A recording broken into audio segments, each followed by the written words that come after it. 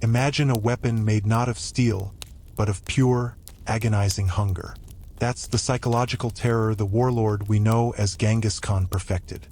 His strategy was simple: turn the basic human need for survival into a tool of total conquest. He didn't just win battles, he dismantled the will to fight. Before we dive into the dark genius of this universal ruler, take a moment to make sure to subscribe so you don't miss our next deep dive into history's most terrifying minds. Also, let us know in the comments which city you're watching from.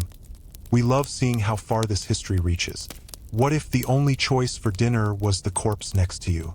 That wasn't a nightmare for cities facing the Mongol hordes. It was a brutal reality.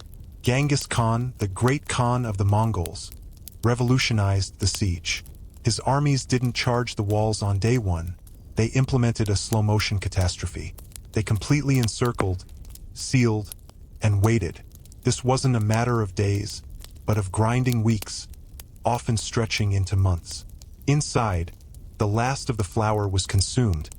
Every stray animal vanished, and whispers of cannibalism replaced the sounds of life. In 1219, his forces descended upon the Khwarezmian Empire, notably laying siege to the mighty city of Nishapur. Unable to breach the fortifications quickly, the Mongols established an impenetrable ring. They didn't just block supply lines, they actively tainted the groundwater and set up a perimeter so tight that a single mouse couldn't slip in or out. This methodical brutality was completely deliberate. Mongol sappers and engineers calculated the exact starvation point of a population. Once the suffering became unbearable, defenses would instantly crumble. Some cities folded without a scratch, choosing surrender over slow death. Those who resisted, however, invited a fate described as infinitely worse. The Persian chronicler Giovanni witnessed this horror firsthand. He wrote that inhabitants sometimes resorted to consuming leather, roots, and in the most desperate cases, the bodies of the deceased. Speaking of the fate of Merv, another besieged city, he noted, "None remained to enter the dead bodies, and the dogs gorged themselves on the meat of the faithful." When the final gates were forced open, the Mongols showed no mercy. The remaining inhabitants, ghosts of people starved and skeletal, were either summarily slaughtered or enslaved. This starvation tactic wasn't merely a strategy for victory. It was a demonstration of absolute power, signaling that defiance meant not just death, but a slow, agonizing, and utterly dehumanizing demise. Genghis Khan, the universal ruler, presided over a relentless expansion. His campaigns were designed not just to defeat armies, but to utterly dismember civilizations. Once the dust settled on a fresh conquest, the fate of the women taken captive followed a horrifyingly precise script. Following the devastating capture of Bokhara in 1220, Mongols rounded up thousands of women and girls. They were parceled out like battlefield rewards. Higher-ranking officers claimed the more socially prominent noblewomen, some of whom were reserved for Genghis Khan himself. Lower-status women were distributed among the rank-and-file or relegated to brutal forced labor, servitude, or worse. Giovanni, who documented the sweeping Mongol advance, described the sorting process after a city fell. They separated the males from the females, the young from their mothers, and drove them into makeshift enclosures like flocks of sheep. This language wasn't dramatic hyperbole. It reflected the chilling, factory-like process of converting human beings into conquest assets. Captives were paraded for commanders, then ranked according to their looks, age, and former social standing. Their beauty became their biggest danger. Records from Chinese, Persian, and even Russian sources confirm that Mongol leaders actively sought out and seized the wives and daughters of rival nobles. This wasn't just about concubinage. It was a raw display of absolute psychological dominance. To possess the women of a fallen enemy was to symbolically extinguish his lineage and legacy. Some women were integrated into Mongol family structures, forced into marriage. Countless others were sold into the burgeoning slave trade that stretched the length of the empire, from Central Asia all the way to the Yuan dynasty court in China. Few, if any, ever managed to hold onto their true identity. Most were stripped of their names, repurposed for use, and vanished from history. For the Khan's sprawling empire, conquest was never just about acquiring territory. It was about acquiring people, individuals reduced to commodities of war. And the most vulnerable class, the women, bear the weight of the Mongol path to power. One of the most morally bankrupt, yet coldly efficient maneuvers used by Genghis Khan, the founder of the Mongol Empire in 1206, was the use of forced human shields. This wasn't a spontaneous act of wartime frenzy. It was a foundational, systematic policy. Recently captured non-combatants were compelled to march directly into the line of fire. Their bodies served one purpose: to absorb the initial wave of enemy arrows, deplete the defenders' ammunition, and sow utter confusion at the battlements. This dreadful tactic was famously deployed during the invasion of the Khwarezmian Empire, specifically at the difficult siege of Gurganj in 1221. As the city's resistance intensified, Genghis Khan ordered thousands of his current captives, largely the weak, the old, and the children, to be thrust forward as a living buffer between his advancing columns and the city's defensive walls. The Persian chronicler Javani, in his book Tarikh-i Jahangasheh, observed the disturbing calculus. The Mongols were ruthless in slaughtering those who resisted, yet they paradoxically conserved some prisoners just to use them as utterly expendable tools. He wrote that they employed the populations of one city to smash the defenses of the next, grimly detailing the mechanism of organized, state-sponsored terror. These coerced shields were positioned in front of powerful siege equipment or even roped together to eliminate the possibility of escape. Many were forced to perform dangerous work, like digging trenches, hauling heavy equipment, or filling in moats, all while under active enemy fire. If they somehow survived the assault, they were typically executed afterward, having fully served their horrific purpose. That tactic was more than just a military move. It was a terrifying ultimatum. Surrender now or watch your own people, your neighbors, and your family be murdered by your own hand. That sheer, unforgiving ruthlessness could completely collapse a city's morale long before a single arrow was ever loosed. To the commanders of the steppe, war was not an exercise in honor or gentlemanly conduct.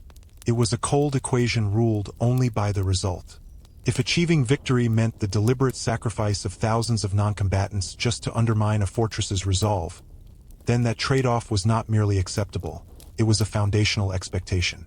For the great Khan, war was always total. It wasn't merely army fighting army.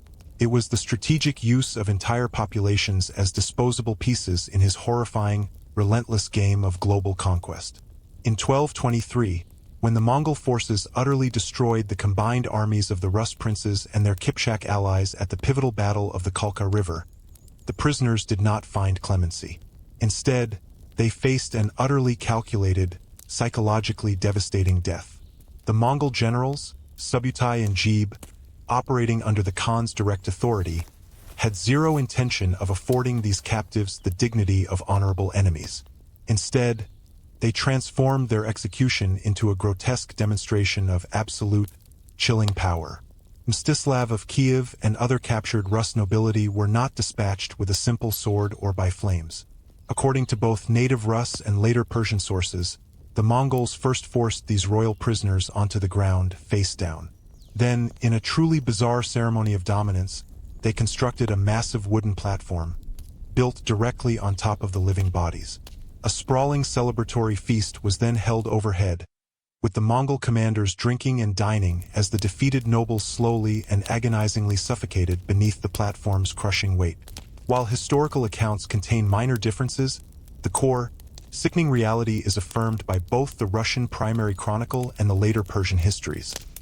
The Mongols deliberately chose this method because it inflicted extreme suffering without spilling any blood. Due to Mongol cultural tradition and certain aspects of their legal code, particularly when dealing with high-status enemies, it was sometimes strictly taboo to directly shed the blood of a noble. Thus, they engineered a method of execution that was horrific, yet completely technically bloodless. The effect was indescribable agony. As the celebration progressed, the relentless weight of the structure, and the men casually seated upon it, crushed the life out of the victims below. When the epic banquet finally concluded, so too did the lives of the Rus Princes. Their bodies were destroyed, and their dignity annihilated. This was much more than simple revenge. It was a bold declaration, an act of psychological warfare equal to any physical punishment. By turning their victims' deaths into a sickening, triumphant feast, the Mongols asserted their supremacy not just through raw military might, but through total domination over reputation, memory, and lasting legacy. Among the catalog of terrible sentences meted out under the formidable rule of Genghis Khan, one was specifically reserved for the crime of disloyalty, being roped to a horse and savagely dragged until death. This was not a common execution for battlefield foes. It was a highly specific sentence, used almost exclusively against individuals who had violated trust. Turncoats, spies, or governors who surrendered their cities and subsequently rebelled. In the Yasa, Mongol law, treason was not mere disobedience. It was viewed as an attack on the Khan's universal world order, demanding a public, unforgettable response. The punishment was immediately put into effect. The hands of the convicted person were tightly bound, and sometimes their joints were deliberately dislocated to ensure there was no capacity for resistance. They were then secured with thick ropes to the rear of a running horse. At the officer's signal, the horse was brutally forced into a gallop. The victim was viciously pulled across rough, unforgiving terrain, often covering vast distances. Death was frequently not instantaneous. It could be a slow, torturous demise lasting many agonizing minutes, depending on the ground traversed. Historical instances of this specific sentence are documented during the Mongol campaigns throughout the Middle East and Central Asia. When cities previously under Mongol control rose up in rebellion, or when local governors were caught conspiring with rival powers, this method became the standard form of swift execution. It was a public, efficient message, leaving behind a clear warning: a mutilated corpse, relentlessly dragged through the dust and then discarded for all to see.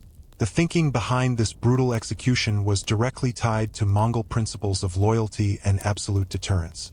Genghis Khan had established a rigid legal code, the Yasa, which demanded unquestioning allegiance to the Mongol state and, crucially, to the Khan himself.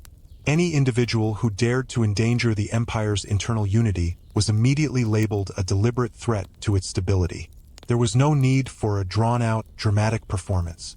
This specific punishment was designed to be swift and absolutely final. The Mongol Empire did not simply conquer regions.